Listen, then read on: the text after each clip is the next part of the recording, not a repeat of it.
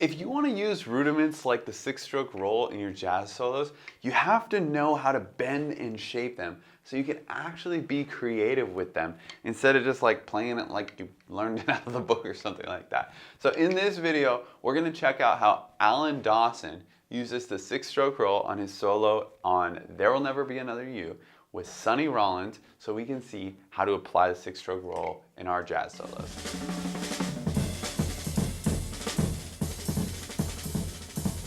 Okay, first, what is a 6-stroke roll? It's a simple rudiment. It goes like this. Right, left, right, left, right. Play them all even. A lot of you have played that before, but what becomes very interesting is when we check out how you can change that rudiment by taking its parts and recombining them, kind of like Alan Dawson did, okay? So what we're gonna do here is we're gonna check out this Alan Dawson solo on There Will Never Be Another You.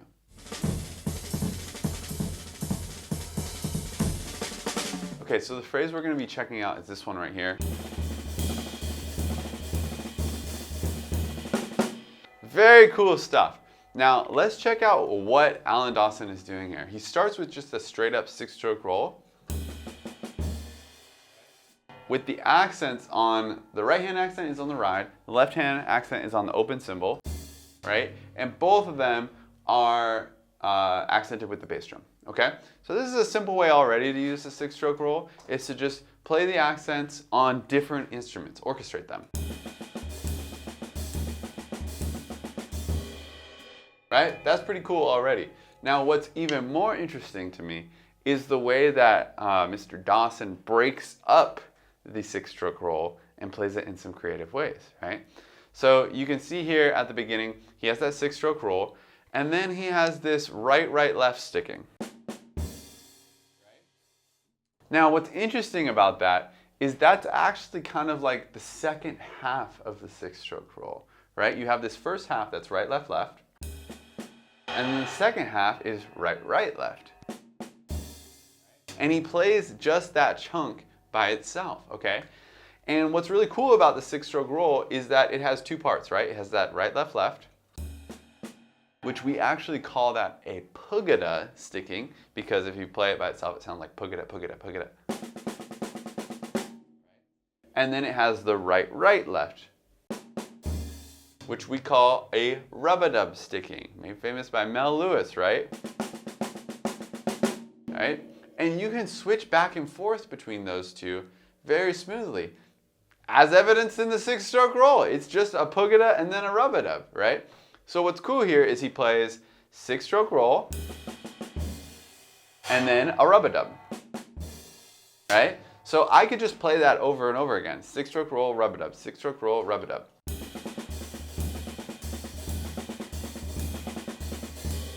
Right? And it kind of sounds in the same universe as a 6-stroke roll, but I'm varying it, right? Now, after that, he plays another 6-stroke roll and then another rub-a-dub and then another 6-stroke roll. And then he plays a 6-stroke roll, 2 rub-a-dubs, and then pugada, rub-a-dub, right? So he's switching back and forth between these very freely. So the second 2 bars there are, right? Very cool stuff. And that gives you so many ideas. You know, if you just think, hey, what if I just switch back and forth between pugadas and rub-a-dubs all day and put my right hand over here and my left hand over there,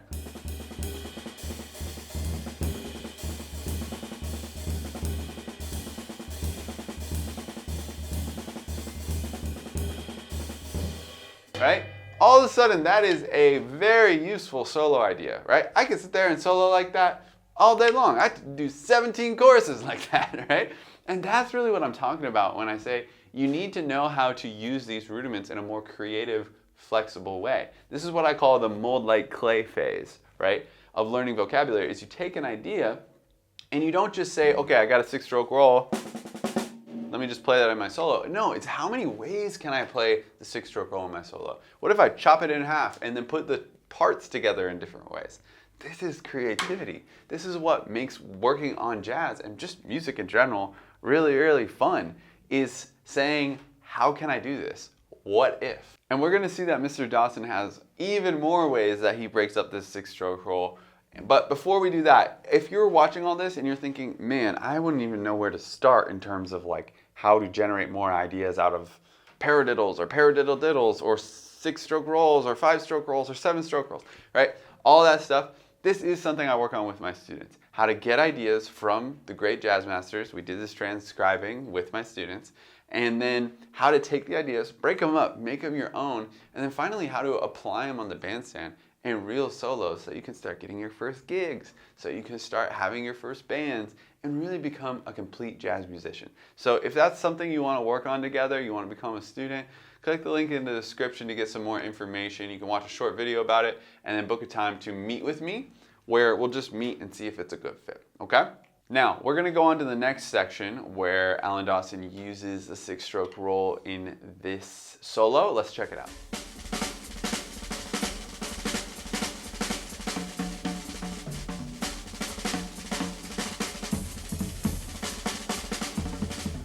Okay, this is some very cool stuff. Let's play through it.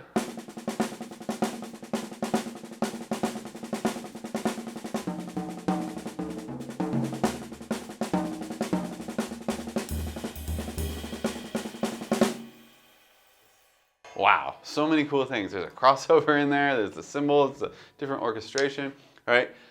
Already we can see he's using similar themes where it's the 6-stroke roll. He does a couple of those in a row, couple rub-a-dubs, mixes it up. All of that is just on the snare, right? So he's just riffing on the snare, mixing up rub-a-dubs, pugadas, and 6-stroke rolls.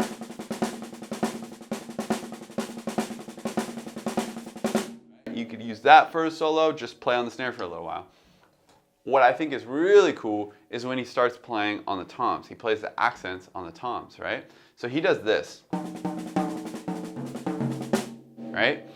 You could start by just putting your right hand on the floor tom, your left hand on the high tom, and playing the same different, 6-stroke roll vocabulary with pugadas and rub-a-dubs, right?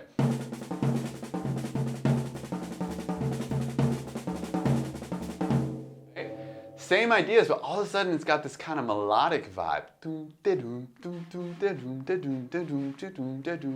Right?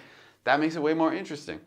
But what's really cool, what I love in this solo of Mr. Dawson is that he does this crossover phrase that is just so hip. And when I was transcribing this, I was like, oh my God, I never would have thought to do that, right? So he does this, right? He moves his left hand down the drums, and that's what makes the crossover. Right?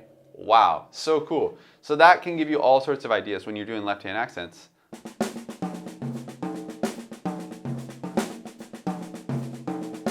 Right?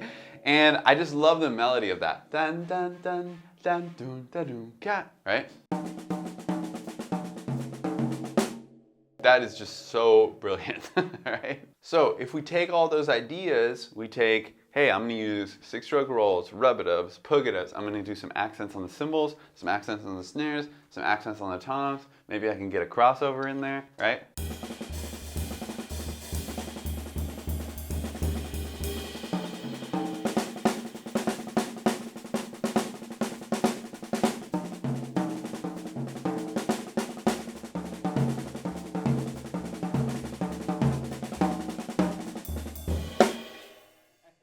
You can solo over that for days. There's so many possibilities, right? So you really want to get this to the point where you just feel free with it, right? Where you feel comfortable with all these different variations. It's going to take some getting used to the coordination at first. So I actually want to give you an exercise to build this up, okay? So like we said before, the 6-stroke roll is made up of a pugada and a rub-a-dub, right? Pugada is right, left, rub-a-dub is right, left, okay? Now, the tricky part between it is switching between them in a fluid way, okay? So it's easier if you do a bunch of rub-a-dubs in a row, a bunch of pugadas in a row, switch, and then you get faster at switching as time goes on, okay? Let me show you what I mean. So if I do 4 pugadas in a row, right? And then 4 rub-a-dubs in a row, it gives me time to kind of sink into each one and then do those back to back. Right? And then do it twice in a row. You'll really hear the transition between the two, okay?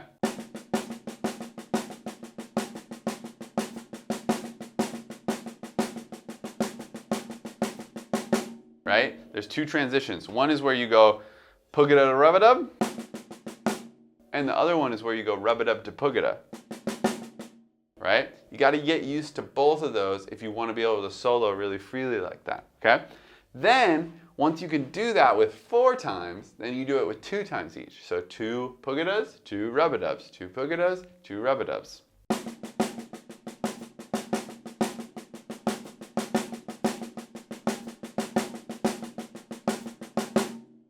Boom. Next step, you guessed it, is 1 pugada, 1 rub-a-dub. This is actually just a straight up 6-stroke roll. If you play the whole exercise together, it sounds something like this.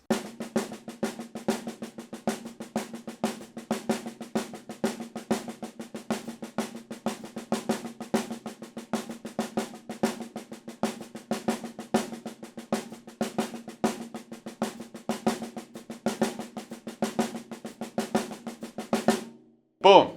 Last step here is to start incorporating playing on different accents, right? So you can do it on the toms. Do it on the cymbals.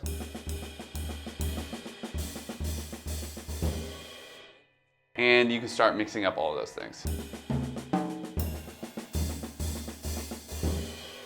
If you can go through each of those variations and play them comfortably, I promise you, you will be able to solo with the 6-stroke roll and sound super creative. So if you found this video interesting, I hope you'll click some likes and subscribes and maybe watch the next video. Have fun.